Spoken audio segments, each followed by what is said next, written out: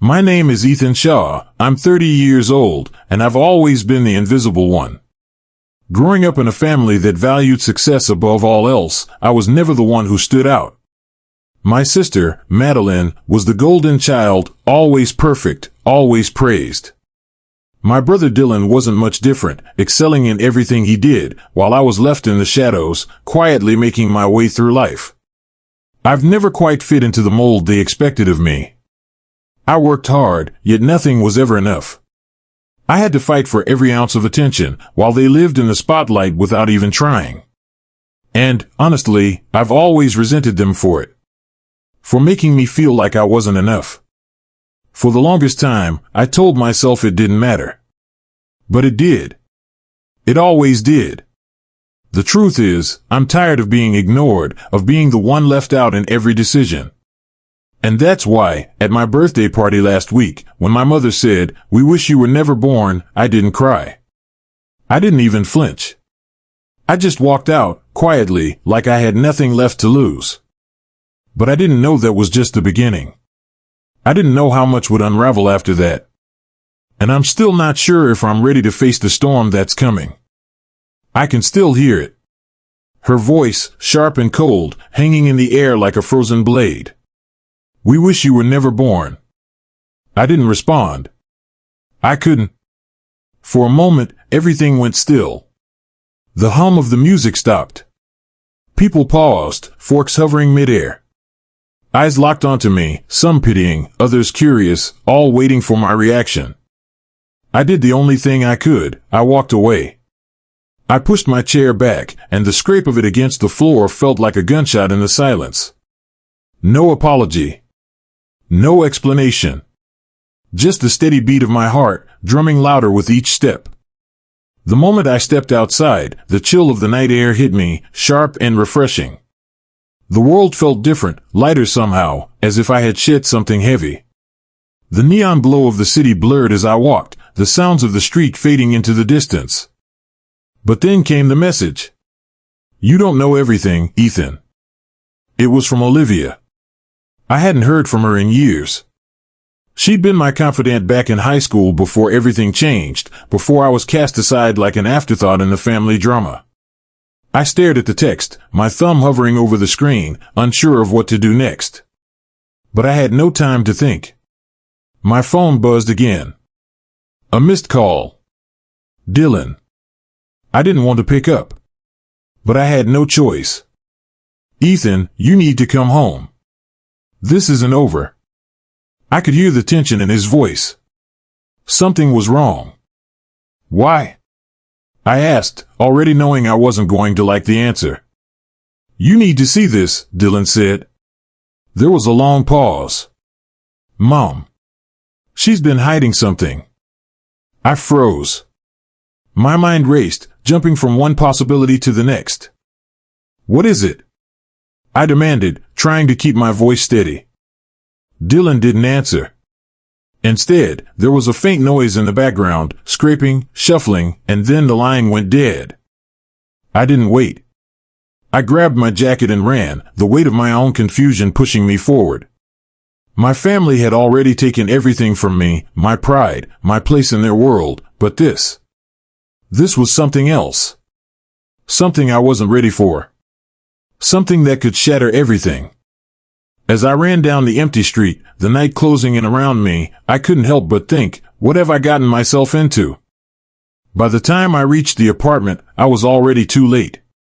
The door was wide open. I hadn't expected it to be unlocked, but I should have known. When your family starts keeping secrets, they don't bother with formalities. I stepped inside. The apartment felt wrong. The air was thick, like something had just happened. There, on the kitchen counter, was a stack of papers, documents, contracts, letters. Each one more damning than the last. I didn't have to read them to know what they were. The words jumped out at me like a gut punch. Transfer of assets. Partial ownership. Final signature required. I swallowed hard, my hands trembling. I picked up one of the papers and scanned it. The name at the top made my blood run cold. It was her, Madeline. She had signed everything. She had control over everything. I dropped the paper, the sound of it hitting the floor echoing through the empty apartment. The door slammed shut behind me. Someone had entered. I turned to face the sound. Ethan. It was Rachel. Standing in the doorway, her expression unreadable. "Did you know?" she asked quietly. "Did you know they were planning this?" I shook my head, unable to answer. "Then you're too late," she said. Her voice barely a whisper. "Everything's already in motion. The game's over." The words hung in the air, heavy and final. And just like that, the storm I had been running from had found me. And I didn't know how much longer I could outrun it. I didn't go home after that. Not right away. The adrenaline was still coursing through my veins. My body was on high alert, like an animal that could sense danger closing in, but didn't know where to run. I stood on the street corner, hands shaking as I dialed Olivia's number again. She hadn't responded to my last message, and now that I was standing here, the weight of the world on my shoulders, I couldn't shake the feeling that I was running out of time. But the call went straight to voicemail. I cursed under my breath. She knew something. I could feel it. Olivia had always been the one who saw the cracks in our family, the ones that no one else acknowledged. But now she was missing, and I was left with nothing but this gnawing sensation in my gut, the feeling that someone, maybe several someones, had been playing me for a fool for far longer than I realized. I shoved the phone back into my pocket, looking around for something to ground me. The streets were dimly lit by the flickering neon signs above the bars. The sharp chill of the night air cut through my jacket as I walked aimlessly, mind racing. Everything I thought I knew was a lie. I could feel it now, the suffocating weight of the conspiracy pressing down on me. My family, the ones who were supposed to love me, were the ones who had orchestrated my downfall. And somewhere in the midst of it all was my mother, pulling the strings. I remembered her words. "We wish you were never born." I thought I'd be numb to it. After all, I'd heard worse. But hearing it from her, from the woman who gave me life, the woman who raised me, there was no preparation for that. The words had a weight that I couldn't explain, a gravity that dragged me deeper into a pit I wasn't sure I could climb out of. I needed answers. I took the elevator up to the apartment building where my family had been living for years. The place felt colder now, emptier, as though even the walls knew something had shifted. My hand hovered over the doorbell, but before I could press it, the door creaked open. "Ethan," Dylan's voice was low, urgent. He stepped aside without saying another word, allowing me inside. I followed him in, my pulse quickening. The apartment was dark, the blinds drawn, but it wasn't the silence that bothered me. It was the feeling in the air, like something had just been set in motion and I had arrived too late to stop it. "What's going on?" I asked, but Dylan didn't answer right away. Instead, he led me to the living room, where a stack of papers was spread out on the coffee table. I didn't want to tell you this, but Dylan trailed off, his eyes flicking nervously toward the door. "They've been hiding things from you, Ethan. Big things." I grabbed the top paper, my fingers trembling as I scanned the contents. Transfer of assets. Partial ownership. Madeline's name appeared at the top of nearly every page. "What the hell is this?" I asked, barely able to get the words out. "Why would they transfer everything to her?" Dylan sighed.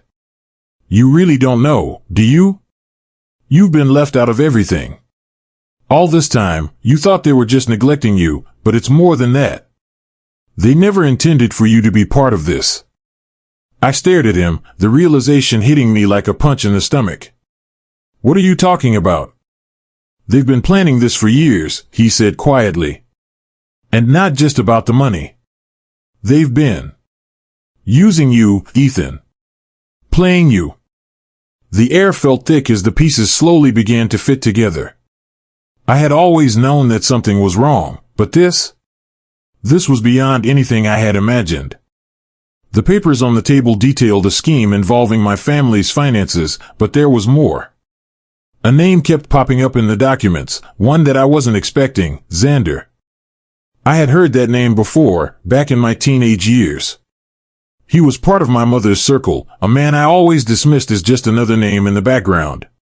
But now I realized that Xander was more involved than I had ever thought. He's part of it, I muttered, the words barely audible. Xander. He's been manipulating everything. Dylan nodded. He's not just a business partner, Ethan. He's been pulling the strings behind the scenes. And you've been the pawn in all of it. I stood up suddenly, the anger rising like a storm in my chest. I need to confront them. Now. Ethan, you don't understand, Dylan said, grabbing my arm. You can't. If you push this too far, you're going to regret it. They'll cut you out for good. They've already made their move. My heart was pounding in my chest as I yanked my arm from Dylan's grip. I don't care, I snapped. I can't live like this anymore. I'm done being their fool. I stormed out of the apartment, my mind racing with the implications of what I had just learned. Xander. My family. All of it, nothing was what it seemed. The streets outside were eerily quiet as I walked towards the place where it all started. My mind was focused, sharp. There was no going back now. I needed to confront my mother. I needed to know the truth, no matter how much it would destroy me. As I turned the corner, I saw her. My mother, standing in the window of the building we used to call home. The faint light from the street lamp reflected off her face, casting a shadow that made her look almost menacing. It was the first time I saw her for what she truly was, a stranger. Someone who had never cared about me, no matter how much I had sacrificed for her. I knew that I couldn't go in there, not yet. Not without the answers. And then, as if on cue, a figure appeared in the doorway of the building. I froze. Xander. The last thing I heard was the sound of footsteps behind me, closing in fast. The game was on. The air felt colder than usual when I stepped out into the street, but it wasn't just the temperature that sent a chill down my spine. The moment Xander stepped out from the shadows, I knew something had shifted. I hadn't anticipated this encounter, but here he was, as calm as ever, leaning against the wall of the building like he owned the entire street. He didn't speak at first, just watched me as I slowly approached. It was like he was savoring the moment, like a predator watching its prey inch closer to the trap. And for a second, I wasn't sure who was hunting whom. You've been digging, Xander finally said, his voice smooth, almost too smooth. And you found more than you should have. I didn't say anything. I didn't need to.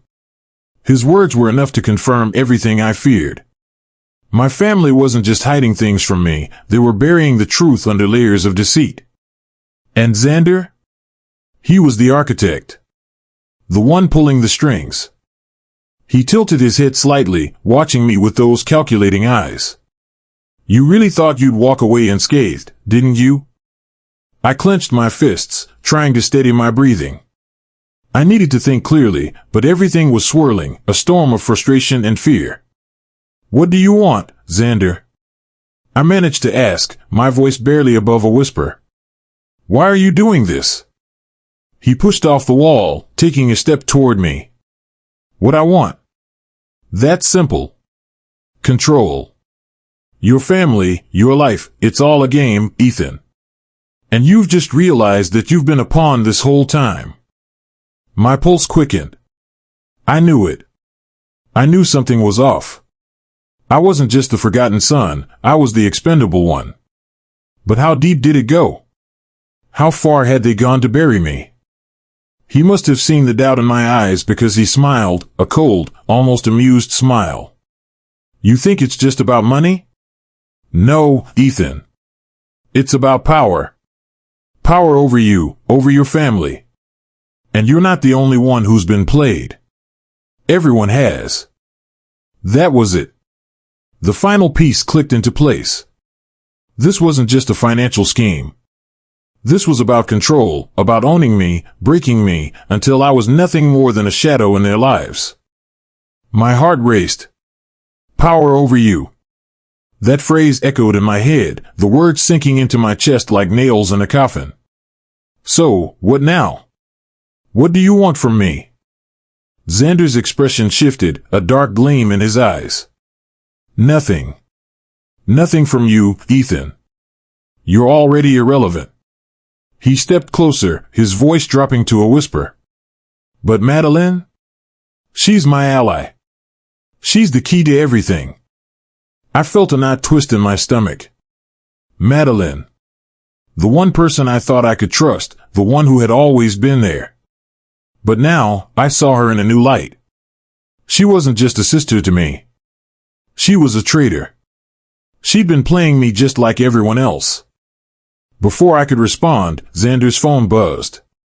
He glanced down at it, his expression hardening, before looking back at me. Time's up. Then he did something that caught me completely off guard. He tossed me an envelope.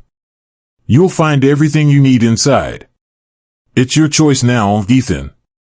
Go down this path, and you're in for the ride of your life. But don't say I didn't warn you. With that, he turned and disappeared into the shadows, vanishing as quickly as he had appeared. I stood there for a moment, stunned. The envelope felt heavy in my hands, its contents a mystery I had no choice but to face. I didn't want to open it. I didn't want to know what secrets Xander had left for me to uncover. But I knew I had no choice. I tore it open, my fingers shaking. Inside was a set of documents that confirmed the extent of my family's betrayal. Property deeds, bank transfers, even signed contracts, all pointing to one chilling reality: they had been preparing for this day for years. And Madeline? She had signed away everything. The house, the money, the inheritance, all of it was tied to her, with me nowhere in the picture. I felt the ground shift beneath me, like the world itself was pulling away. The life I thought I had, the future I had planned, was gone. Everything I'd worked for, everything I'd sacrificed, had been nothing more than a smokescreen. But this was just the beginning. The pieces were falling into place, and I knew that I was about to be pulled into something much bigger than I could have ever imagined. This wasn't just about my family's lies. It was about survival. I shoved the papers into my jacket, my breath coming fast and shallow. I have to get to Madeline. Now. The weight of the night hung over me as I walked to the parking garage. My car was the only one left in the lot, and the silence felt suffocating. It was as if the whole world had been reduced to me and the truth I'd just discovered. Every step I took felt like it was pulling me deeper into something I couldn't control. I reached my car and slid into the driver's seat. The engine roared to life, but the noise did little to drown out the thoughts racing through my mind. There was only one place left to go, the last place I wanted to face, the place where everything had started, my mother's house. But before I could even pull out of the parking lot, I heard the sound of tires screeching behind me. I turned, heart pounding, but the headlights were blinding. A figure stepped out of the car, their outline barely visible through the glare. Ethan, the voice called out. I froze. It was Madeline. The tension in my chest tightened as I stared at her. I knew this wasn't a coincidence. Whatever she was about to say, it wasn't going to be good.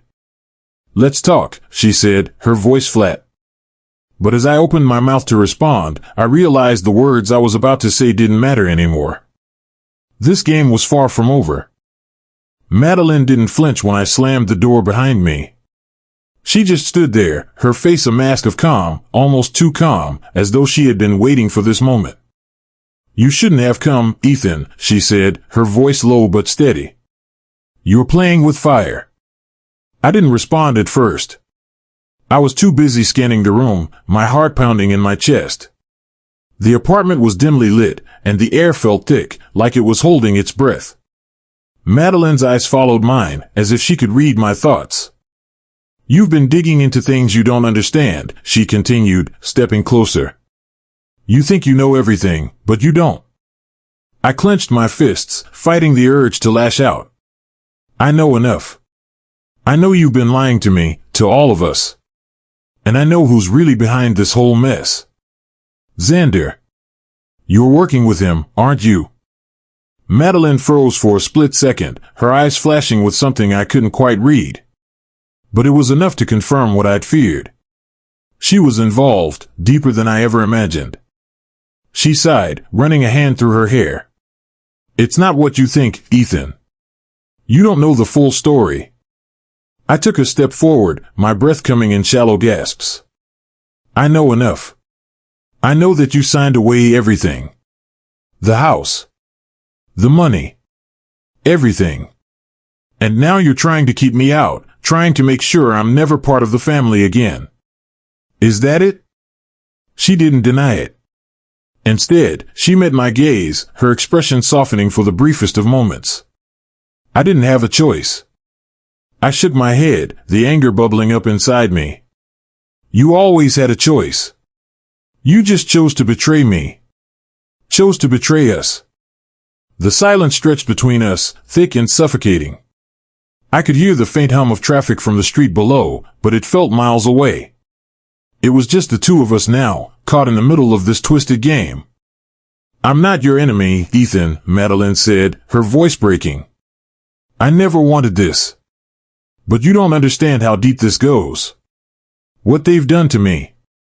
To us. I didn't want to hear it. I didn't care about her excuses. Stop lying to me, Madeline. You and Xander, you've been playing me like a fool. All these years, you've been pretending to be my sister, pretending to care, but it was all just a damn act. Madeline's face darkened. You're wrong. You have no idea who Xander really is. Who he's working for. I stopped dead in my tracks. What do you mean? Who is he working for? Madeline hesitated, her gaze flicking toward the door as if expecting someone to walk in at any moment. Her fingers twitched at her side, like she was contemplating whether or not to reveal more. Xander is just a pawn, Ethan. He's working for someone much more dangerous. She stepped closer, lowering her voice. Your mother. She's been involved in something far worse than you could ever imagine. The money, the deals, everything, it's all part of a much larger plan. And you're in the middle of it. My heart skipped a beat.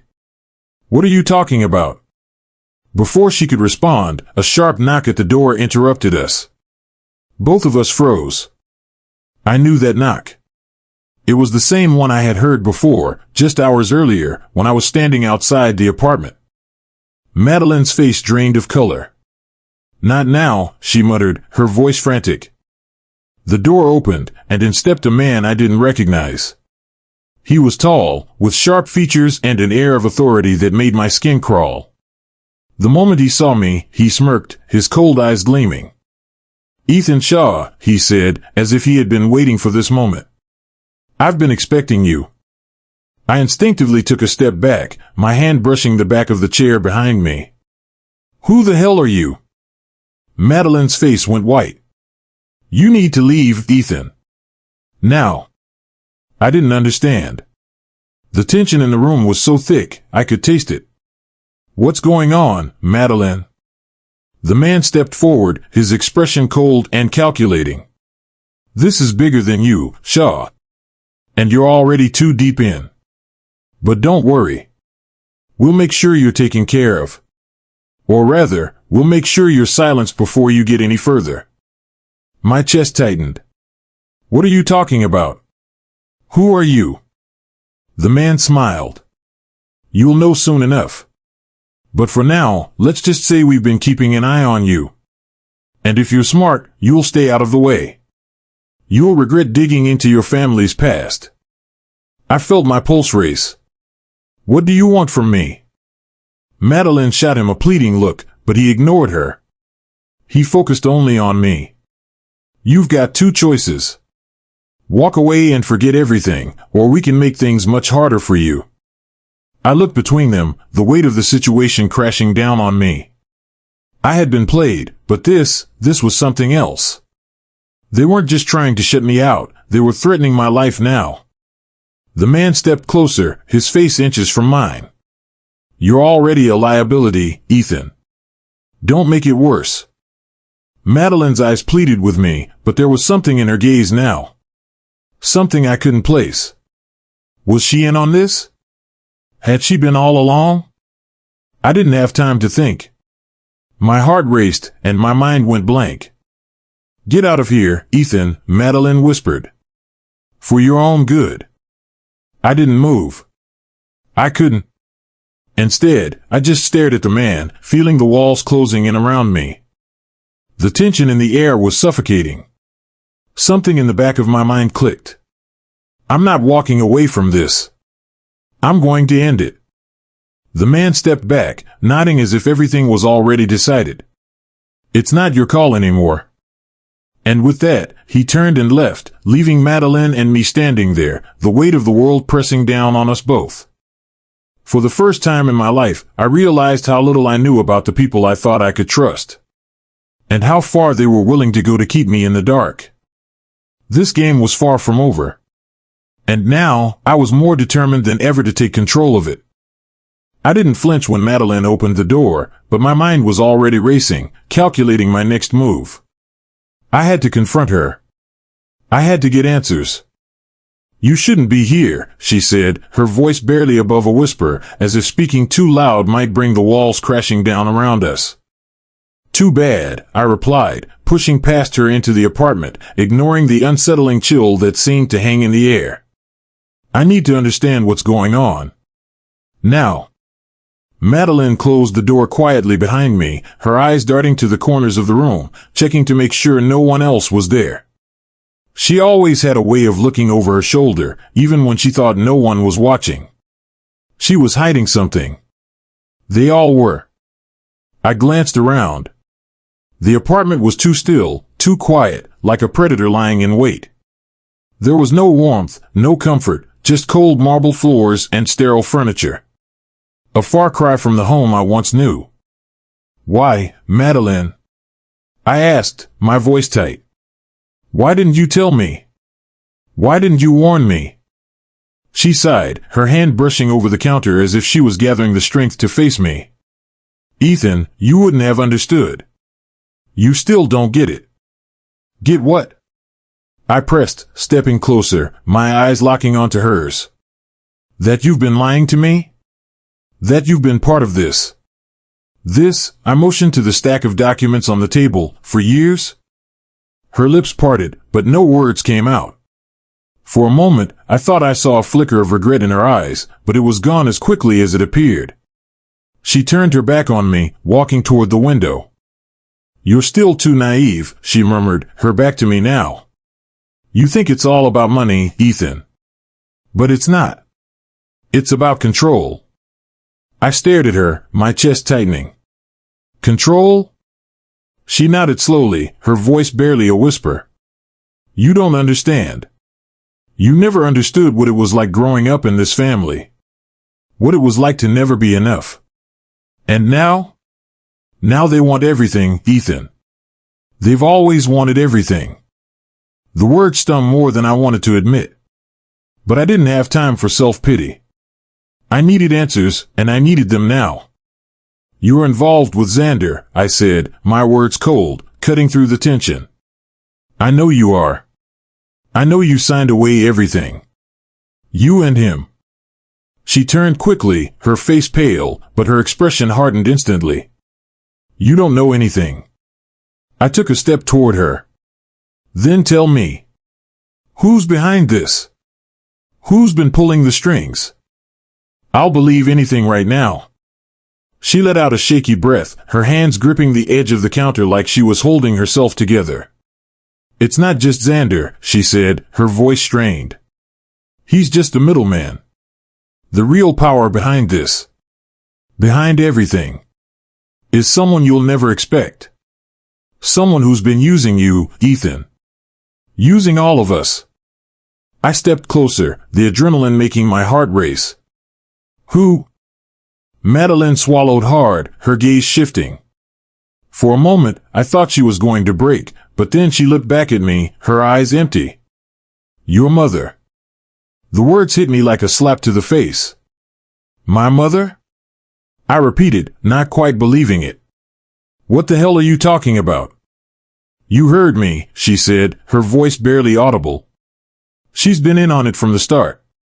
She's been working with Xander for years. And it's not just about the money or the business deals. It's about something much bigger, Ethan. I shook my head, disbelief running through me. You're telling me my mother, my own mother, is the mastermind behind all this? After everything I've done for her? Madeline's eyes softened for a second. You don't know her like I do. Before I could respond, the sound of a car pulling up outside shattered the tension. Madeline's eyes darted to the window, and I followed her gaze. I saw a figure standing in the shadows near the car, someone I didn't recognize. You've got to leave, Madeline said, urgency creeping into her voice. Now. I turned to face her, my mind racing. What's going on? Who is that? She didn't answer right away. She just grabbed my arm, pulling me toward the door. You're not safe here anymore. It's bigger than you think. Trust me. Get out. Now. My mind was a whirlwind, but I couldn't ignore the fear in her voice. Something had shifted, something I wasn't prepared for. And that figure outside? Whoever they weren't here to chat. I yanked my arm free. I'm not going anywhere until you tell me what's going on. But before she could stop me, the door slammed open. A man stepped inside, tall and imposing, dressed in a black suit that looked too expensive to be casual. His cold eyes fixed on me the moment he entered. Ethan Shaw, he said, his voice calm but laced with authority. You've been asking too many questions. You're getting too close to the truth. I froze. Not again. You need to leave, he repeated, his tone sharp. If you don't, we'll make sure things get much harder for you. Madeline's face was pale, her eyes wide with fear. You don't have to do this, she pleaded, but the man didn't even flinch. You've crossed the line, Ethan, he said, stepping forward. Now you have a choice. Walk away, and we'll forget this ever happened. Stay, and you'll regret it. I knew I had no choice. The walls were closing in around me, and this was it. I had been played, cornered, and now they wanted to silence me. But I wasn't going down without a fight. I didn't look at Madeline as I turned and walked out the door. I didn't need to. She had already made her choice. I had made mine. And I wasn't going anywhere. The quiet hum of the city outside did little to mask the silence that now filled the apartment. The weight of what had just been said hung heavily in the air between us. I didn't need to look at Madeline to know that the truth had finally come to light. She wasn't just an accomplice anymore, she was a part of something far darker. She had always been a part of it. And I had been blind to it. Ethan, you have to understand, she whispered, her eyes flicking toward the window nervously. This wasn't my choice.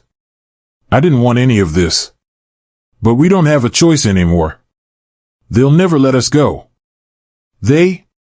I echoed, still trying to wrap my mind around it. Who, Madeline? Who are they? Her gaze darted to the door, her hands trembling slightly. I could see the fear in her eyes now, the same fear that had once been hidden behind layers of arrogance and self-preservation.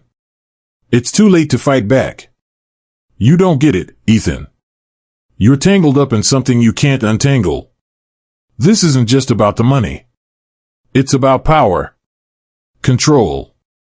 I felt my blood run cold. Control? I repeated, the word echoing in my mind. She nodded. Yes. And your mother? She's the one pulling all the strings. She always has been. Pulling the strings? I shot back, my voice rising in anger. Why didn't you tell me? Why didn't you warn me? I couldn't, she murmured, her voice barely audible.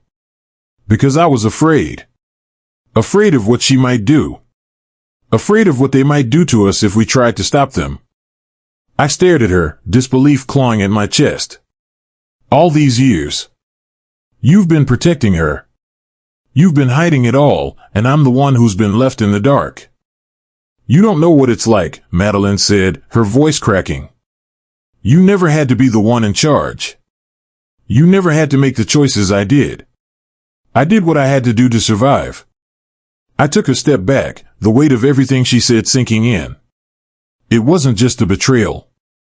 It wasn't just the lies. It was the realization that everything I thought I knew about my family, about my life, was a lie. All these years, they had been shaping my world, and I hadn't even known it.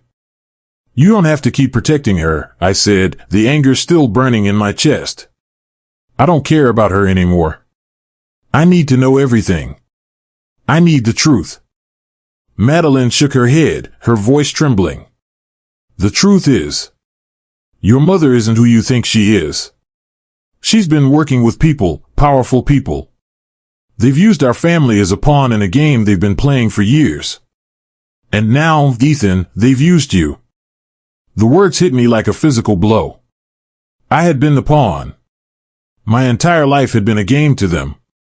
Everything I'd worked for, everything I'd sacrificed, it was all meaningless to them. I felt the tension build in the room, the sense of inevitability pressing down on me.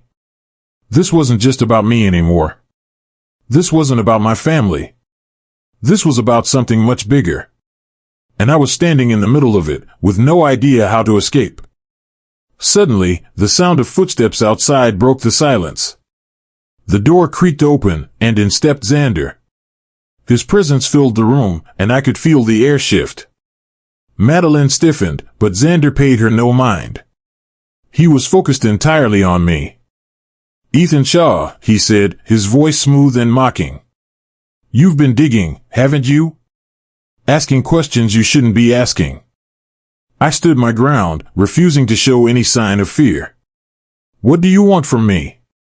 Xander smiled, a cold, predatory smile. You've already found what you need to know. Now, it's just a matter of how far you're willing to go. I took a step forward, my fists clenched. I'm not afraid of you. Good, Xander replied, his tone shifting from mocking to deadly serious. Because you're going to need all the courage you can muster. Your mother and I have plans for you, Ethan. Big plans. And if you think you can just walk away from this, you're wrong. I narrowed my eyes. I'm not walking away. But you are. Xander's smile faltered, but he quickly recovered. You think you have a choice? You think you can take down everything we've built? You have no idea who you're dealing with. Before I could respond, he turned and nodded to Madeline. She stepped forward, her expression blank. She was no longer the sister I knew.